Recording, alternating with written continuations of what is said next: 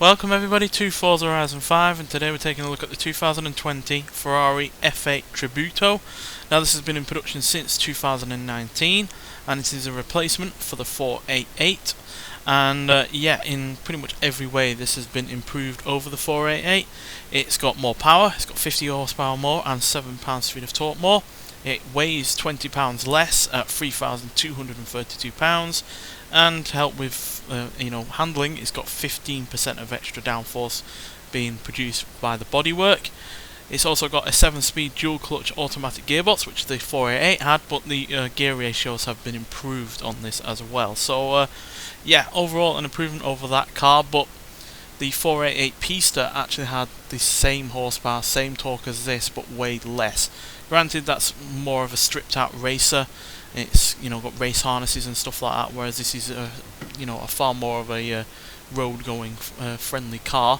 So you've got normal seat belts, you've got a lot more of a luxurious interior, for instance. So it's got that going for it over the Pista, although obviously, like I said, that weighed less than this. So despite this and the Pista both having the same horsepower, same torque from the same engine, but still there have been improvements. Like I said, it's got extra downforce.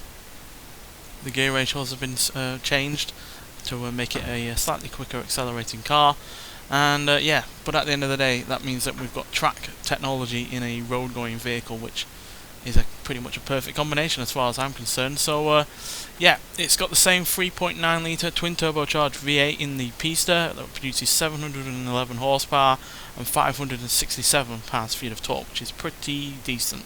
Granted, it's not as much as the SF90, which is another modern Ferrari that we've had on this game recently, but this does weigh 452 pounds less than that, purely because it doesn't have the electric motors or the batteries, because this is a pure combustion engine drivetrain. It's not got any hybrid technology in it. So doesn't have the power, but it does have less in the way of weight, and because it doesn't have the electric motors up front, it's not a car that is as bad in terms of understeer. Not that the SF90 is awful in terms of understeer, but it's definitely got some there, whereas this does have less of that. And also really rather like the styling. From the front and the side it does pretty much look like the SF90, but from the rear it is a lot better. It's a lot less busy, and it's got some inspirations from prior Ferraris. It's got the quad rear taillights from the F430, which is another classic Ferrari, quite frankly. And it's also got a louvered clear engine cover made from lightweight Lexan, which pays homage to the F40, which was the first ever mid-engined rear-wheel drive Ferrari to have a turbocharged engine. And it's also got a wraparound rear spoiler that's inspired by the 308 GTB. So all in all, a far better looking car at the rear than the SF90. It looks pretty much the same at the side, like I said, as the SF90, but the rear is definitely a lot better. And this is easily one of my favourite looking modern Ferraris, to be honest. So let's nonetheless get out onto the open road and see what this car can do. So with it not having quite the power of the SF90, there's no doubt that this is the slower car, but to be honest, I think this deals with its power a little bit better.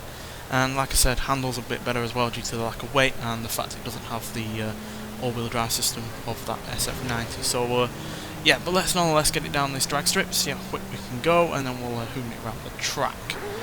So might not have the power as the SF90, but there's no doubt that this is still a quick car. And revs nicely, sounds good, and got really good power delivery as well. And there's 165 miles an hour down there. So for a car that has nowhere near the power as the SF90, it's still a pretty damn quick car. And the perfect replacement for the 488, to be honest, because even though that 488 GTB, I am basing it off I'm comparing this to the base version of the 488, because obviously the Pista was a more track orientated vehicle. But compared to that car, it's definitely had enough improvements. Not anything massively radical. Like I said, there's only really been the downforce, the extra power, and the gearbox has been slightly changed up.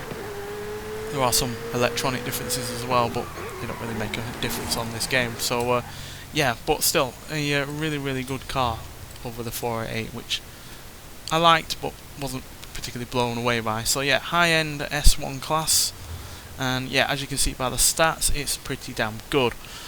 Speed, handling, braking and launch are all great. Acceleration could be a little bit better considering how much power it's got and the fact it doesn't weigh that much, but yeah, it's still pretty good. And if you compare it even to the likes of the Pista, as you can see, better acceleration, better launch, and yeah, just as good at handling. The only downside over the Pista is the braking, purely because of how much lacking in weight it's got. But like I said, that is more of a track vehicle, so for it to have better brakes comes as no real surprise. But at the end of the day, you have to take into account that this is more of a road-orientated vehicle. I'm sure they'll come out with a more track-orientated version in the future. Knock out some of that weight, maybe give it more power. But yeah, as it is now, it's still a really, really good car. And I'm pretty sure the Pista would be more expensive than this, if not the same price. So yeah, I'm sure you're getting just as much value for